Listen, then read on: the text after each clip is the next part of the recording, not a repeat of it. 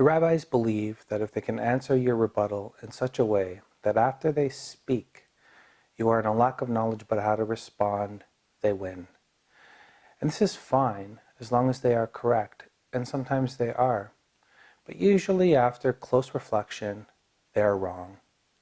I want to highlight this because so often the rabbis do not usually tell you the answer, but they tell you many answers, usually in the form of a question, and say, it can be any of these. We have covered some of these answers in part 1. Is it mud making man with God? Is it angels God is talking to? Is God using royal language? When facing this type of apologetics and being in a lack of knowledge can be very comforting. Why, you ask? Because this is where God allows you when He wants to double your faith. In fact, if you study rabbinical apologetics and you were unaware of the lack of knowledge as an apologetic technique, then you may have been at a serious deficit, and probably it also left you extremely frustrated. But once realize that this is where your faith doubles, then you are in a type of Garden of Eden with God. Before we continue, if you want to help support my work here on YouTube, please share this video on your social media pages. Like and comment. In fact, if you hate this video, tell me how much you hate it in the comment section too. And if you want me to make a particular video, let me know there also. In Genesis 1:26, we have the us acting as one in the true meaning of the word unequivocally.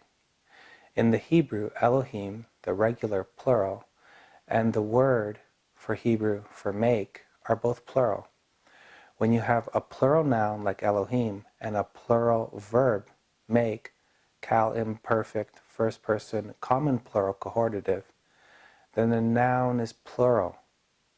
This is why Rashi, Maimonides, and our contemporary rabbis have no greater enemy to both the oneness of God and the usness of God than Genesis 1:26, and why the dorshe halaqot had to try their best to equivocate, because this is a devastating statement made by the great Moses in Genesis. The English equivalent to Genesis 1:26 would be this English sentence: Matthew and John is apostles. Is a singular verb. And if you wrote this on an English test, you'd fail. In fact, a 5-year-old would not even make this mistake in English. The correct way to write would be Matthew and John are apostles. Are is the plural form of the verb is. Imagine some professor of English trying to state to you that Matthew and John are singular, and that even though are is used, it is only because they are royal figures in Christianity, or because they were made with mud, or because they will soon be angels. A quick complaint to any English department would have that teacher fired. But the dorshe halaqot have not been fired, and in fact this is what they have convinced their followers is the case. Rabbi Singer, playing off the lack of knowledge that many have about the Hebrew language, that as a proof text about why Elohim is singular, he uses this verse in his book, Let's Get Biblical, Volume 2, on page 155. The Lord said unto Moses, See, I have made thee a god to Pharaoh, and Aaron thy brother shall be thy prophet. I will paraphrase the rabbi here.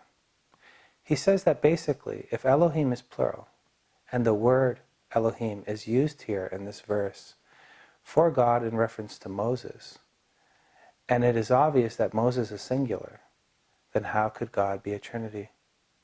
If the same word for Elohim is being used for Moses as is used for God in Genesis 1:26. If you have been listening, you'll be able to figure out what the dorshe halaqot have done. And if you have the Strong's Dictionary app, it will not work on this word. And that's what the rabbi hopes you'll look into. Most Christians, even seminary graduates, cannot read Hebrew or have a Hebrew reference that will be able to help them with this type of problem.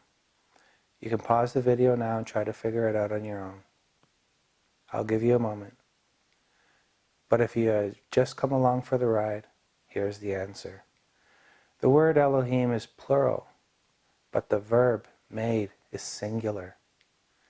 which makes the noun singular. The verb is kal, perfect first person common singular.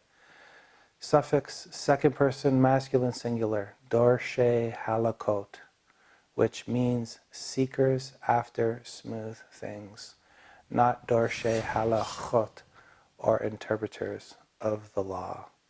As part 2 ends, and I will be soon doing a part 3, let me end with a psalm, which uses the word halaqot within it.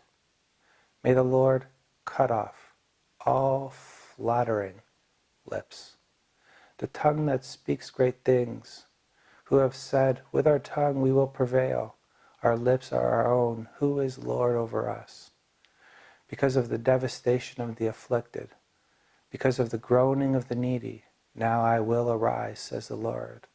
I will set him in the safety for which he longs.